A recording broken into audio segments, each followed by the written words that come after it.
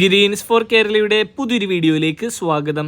രാജ്യത്തെ ചെറുകിട കർഷകർക്കെല്ലാം കേന്ദ്ര സർക്കാരിൽ നിന്നും ലഭിക്കുന്ന ഏക ധനസഹായ പദ്ധതിയാണ് PM കിസാൻ സമ്മാൻ നിധി.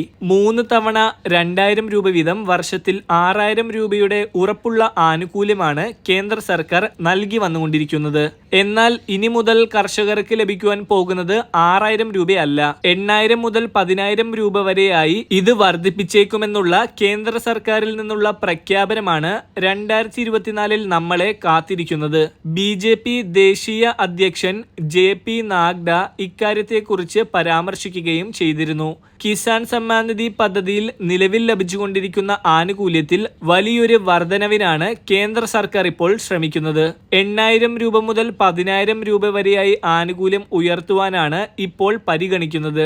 രാജ്യത്തിന്റെ നട്ടെല്ലായ 12 കോടിയോളം കർഷകർക്ക് വർഷം 10000 രൂപ വരെ ഉറപ്പായ ഒരു വരുമാന സ്ഥിരത വരുത്തുവാനാണ് സർക്കാർ ഉദ്ദേശിക്കുന്നത്. നിലവിൽ സർക്കാർ ഉദ്യോഗസ്ഥരുടെ ശമ്പളം, അവരുടെ പെൻഷൻ കൂടാതെ മറ്റ് വിഭാഗങ്ങളിൽ പെട്ടവർക്കുള്ള വിവിധ ആനുകൂല്യങ്ങൾ ഇവയെല്ലാം വർഷങ്ങളുടെ ഇടവേളകളിൽ ബന്ധപ്പെട്ട സർക്കാർ വകുപ്പുകൾ വർദ്ധിപ്പിക്കുന്നുണ്ട്.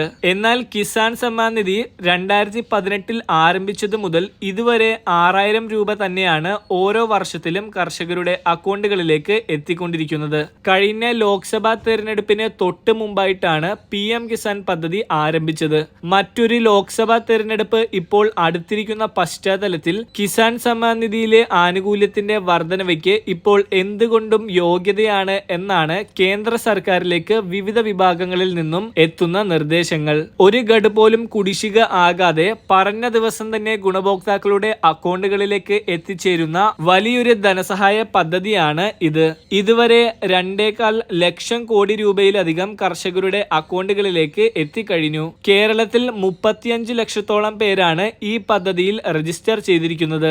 ആയിരക്കണക്കിന് കോടി രൂപയാണ് ഓരോ വർഷവും കേരളത്തിലെ കർഷകരുടെ അക്കൗണ്ടുകളിലേക്ക് നിലവിൽ എത്തുന്നത്. പ്രധാനമായും 2 രീതിയിലാണ് PM കിസാൻ സമ്മാൻ നിധി തുക വർദ്ധിപ്പിക്കുവാൻ നോക്കുന്നത്. വർഷം 10000 രൂപയുടെ ധനസഹായമാണ് കേന്ദ്രം തീരുമാനിക്കുന്നതെങ്കിൽ നിലവിലെ 3 ഗഡുക്കൾ എന്നതിന് പകരം 5 ഗഡുക്കളായി വർഷം വിതരണം പുനഃക്രമീകരിക്കും. അതായത് 2000 രൂപ വീതം 5 ഗഡുക്കൾ ഒരു വർഷം ലഭിക്കും.